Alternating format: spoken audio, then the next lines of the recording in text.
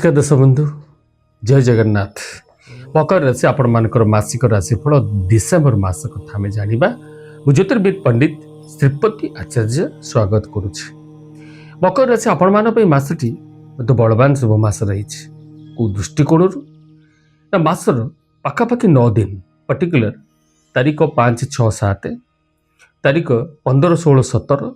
20, 21, 22 9टी जाक डेट आपण मान लक्ष्मी जोग दैट इज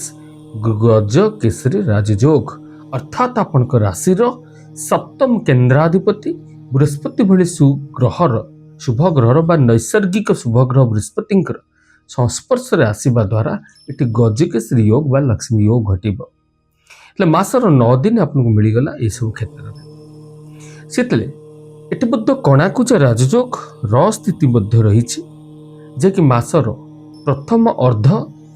आपण शुक्र मंगल कॉम्बिनेशन जी कि जातक पाई रोजगार घर सुख शांति घर अधिपति मंगल जागा बाड़ी घर द्वार कि गाड़ी घोड़ा ये सब जो इच्छा थिला से सब इच्छा को पूरण करुवा ग्रह मंगल लोक संपर्क भाई भाई संपर्क अन्य मान सहयोग रे कर्म प्राप्ति ये सब को इंडिकेट करुवा मंगल निजर इच्छा शक्ति को वृद्धि करुवा ग्रह मंगल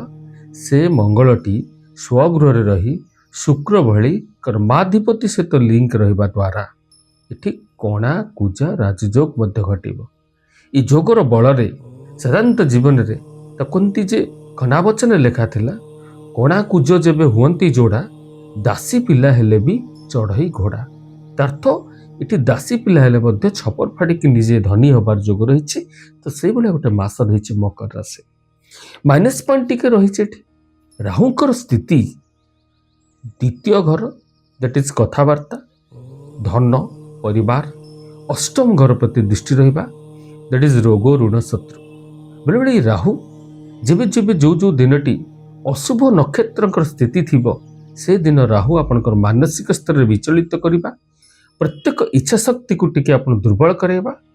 भलो कथा कहले भी सामना व्यक्ति को खराब लागिबा एवं अनेक समय आसेट अधिक खर्चांतर स्थिति सृष्टि होगा सहित लोन भली परिस्थिति सृष्टि पार जेहेतु रोग घर छोट मोट इन्फेक्शन एलर्जी कथा भी आसुच कर्मक्षेत्र प्रति राहुंकर दृष्टि थिबारु विभिन्न उपाय कर्मक्षेत्र में आपको सहयोग करेंगे उन्नति करिबारे रोजगार करिबारे एवं आर्थिक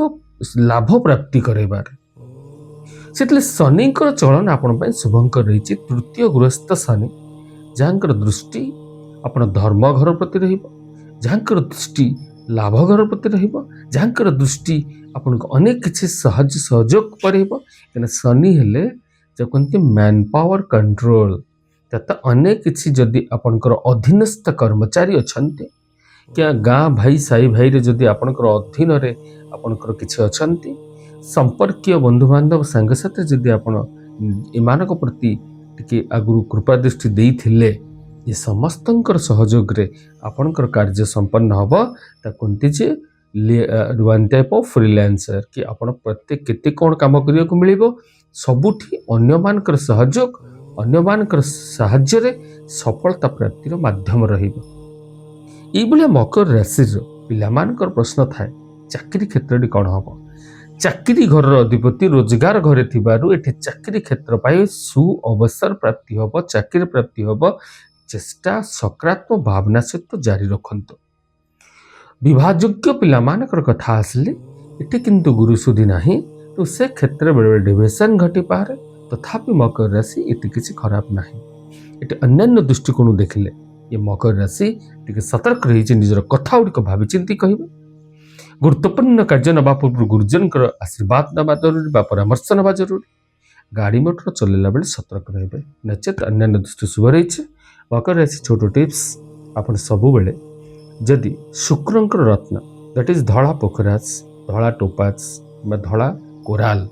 व्हाइट टोपाज व्हाइट जर्कन कि व्हाइट साफायर या पिंधा जाए जी कि आपण राशि एकाकी राजयोग कारक ग्रह अनेक किसी आशा इच्छा एवं कैरियर बढ़िबार आगु सपोर्ट करेंगे। माँ लक्ष्मी को प्रत्येक दिन दर्शन करेंगे लक्ष्मी स्तुति पाठ करेंगे। प्रेम से कुंतु जय जगन्नाथ।